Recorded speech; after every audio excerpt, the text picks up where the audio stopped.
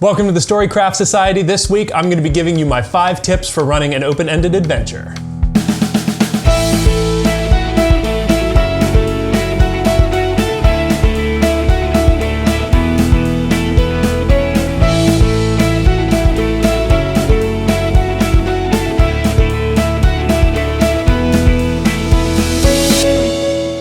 Welcome back to the channel, everybody. It's Thursday, and that means another video, and today we're talking about open-ended adventures. So an open-ended adventure is the opposite of a railroad where the DM is going to be putting the players at point A and then eventually playing to point F. The in-between may change a little bit, but A to F is the only trajectory that the story ever takes. An open-ended adventure is the opposite, right? It's going to be where the DM starts the players, and then even they don't know what's going to happen because the decisions that the players make inform the whole story. The adventure that I'm going to be using to illustrate these top 5 tips is actually something that we just released over on DriveThruRPG. It's an adventure called the Reliquarian's Errand. You can check that out if you want. If it sounds like it's something that you'd want to run, you can pick it up over at DriveThruRPG. But I'm gabbing too much.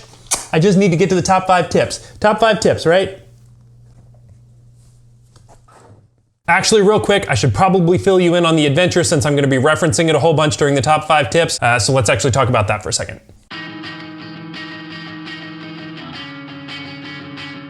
So the Reliquarian's Errand starts with Irvin Langston, a servant of the king, asking the players to go find a chalice for him that is hidden in a forgotten temple that appears in old manuscripts, but it doesn't appear on any maps that are current in the area. The players are set off with the promise of gold and getting the opportunity to ask the king for one favor if they return with the chalice. So as the players head off, they're going to be traveling down the road and they're going to run into a group of bandits. Now these bandits are a member of a group called Sutton's Rapids, and Sutton, who we're going to be meeting later, actually is the leader of the bandit group that happens to be hiding in this old abandoned temple. Once the players have dealt with the bandits on the road, there's a myriad of ways that they could do that. They're going to find their way to the temple, they're going to have to find their way into the temple, eventually exploring the compound, dealing with Sutton, however they choose, and finally getting the chalice and returning to Irvin. Pretty straightforward, but now let's get to the tips. Tip number 1, make sure that you're utilizing your characters' backstories to get both your characters and your players invested in the adventure.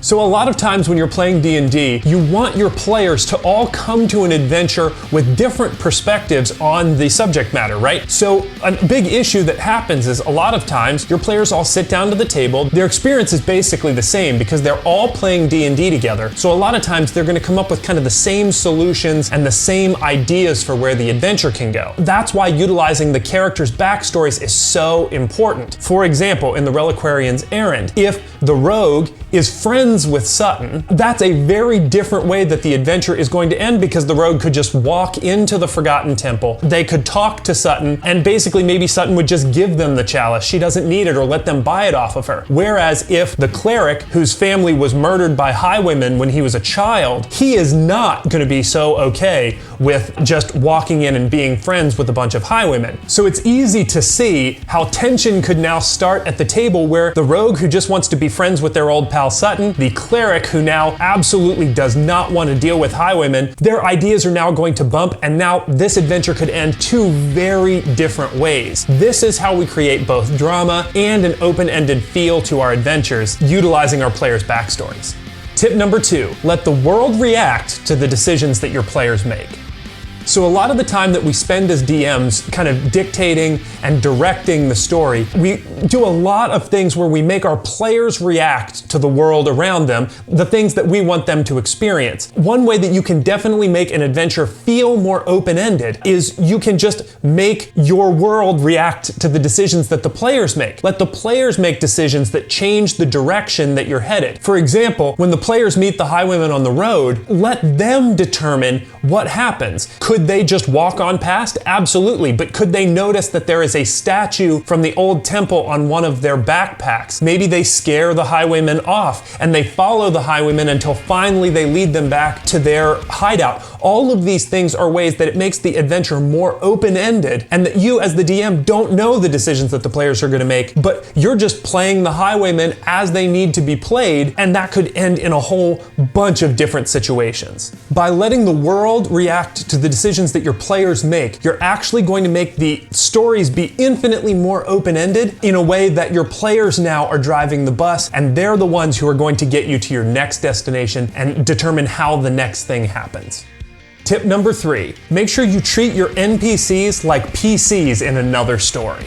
A lot of times as DMs, we make a decision that our bad guys are basically kind of dreamless and almost faceless, as that they just inhabit a dungeon, the players come in, they have to fight their way through those NPCs to get to the treasure at the end of the dungeon, and that's the end of the story. Well, one way that we can make our adventures seem more open-ended or be more open-ended is if we think of our NPCs like they are PCs in a different story. So let's use Sutton from Reliquarian's Errand. Sutton is the leader of Sutton's Rapids, and she's been hanging out in this hideout in the underground temple for quite some time. She likes her life as a highwayman. She likes pickpocketing and robbing different caravans on the trade road. She wants to keep doing what she's doing. So when your players come into contact with her, she doesn't just want to lose her life for no reason. She doesn't want to just lay down and die with no actual cause to it. She wants to continue her story. So take the time to think about where your NPCs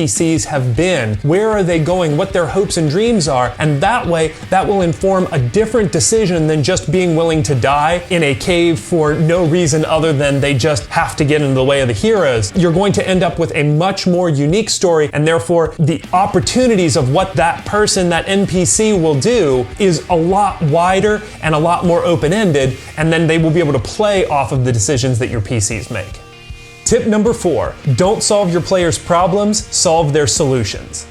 Tip number 4 actually comes to us in the form of a quote from Matt Koval, and this might be one of my favorite quotes on DMing ever. And the idea of it is simple. Our job is not to solve the players' problems. The things that the players encounter, as DMs, we don't need to know the solutions to them. What we need to do is solve our players' solutions. So when our players come up with something, and maybe it's an idea that we didn't think would work, we need to act on the fly. We need to improvise in a way that if they come up with a good idea, we need to come up with a way to make it work. Now, this doesn't mean that everything that our players come up with should always be a solution that we solve and let work. But it does mean that when they do come up with creative solutions, we should try to come up with a way to work with them to tell a cool story. Use Reliquarian's Errand for example. I did give a lot of different options as to how the adventure could play out and suggestions to you as the DM on what could be potential solutions, but if they come up with something that isn't in the module, allow them to do that and come up with good reasons as a DM why their solutions will work, particularly if they're a good and creative solution. Tip number 5 is actually something that I tell myself all the time, not just when I'm running open-ended adventures, and that is make sure you reward your players' creativity.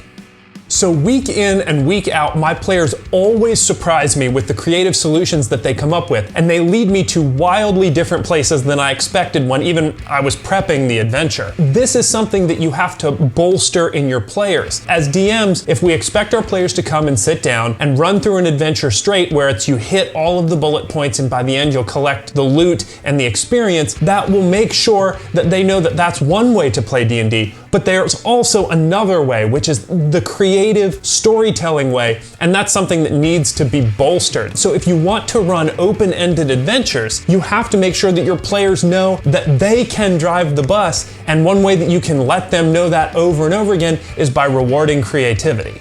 So if I was running the Reliquarian's Errand for my players, I would definitely read through the module and know all of the solutions and things that could happen. But I would also keep an eye out for creative things that I wasn't expecting that my players would come up with. And then those things I would reward either by giving them inspiration or giving them a story point, something that lets them know that their creativity was both appreciated and encouraged. Then I just get to sit back and watch as they come up with more and more creative solutions that I don't even expect. And now my adventures all become infinitely more open-ended because my players are all working together as a team to create something. I'm not just making them react to all the things that the world is throwing at them.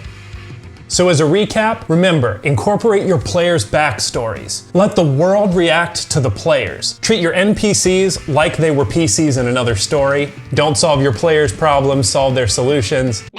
And always reward creativity. That's all for this video. Thank you for watching. Next week, we're gonna be back with another video in our crafting series, so be on a lookout for that. If the Reliquarian's Errand sounds like an adventure you would like to run, it's over on DriveThruRPG. You can check it out by searching the Storycraft Society over there. As always, if you like this video, please leave me a like down below, a comment. Tell me what your top tips are for how to run more open-ended adventures. I would love to hear that. Be sure to subscribe to the channel if you haven't. Hit the notification bell if you want to know when our videos go live every week. But until next Thursday, this is the end of the video, and I'll be seeing you.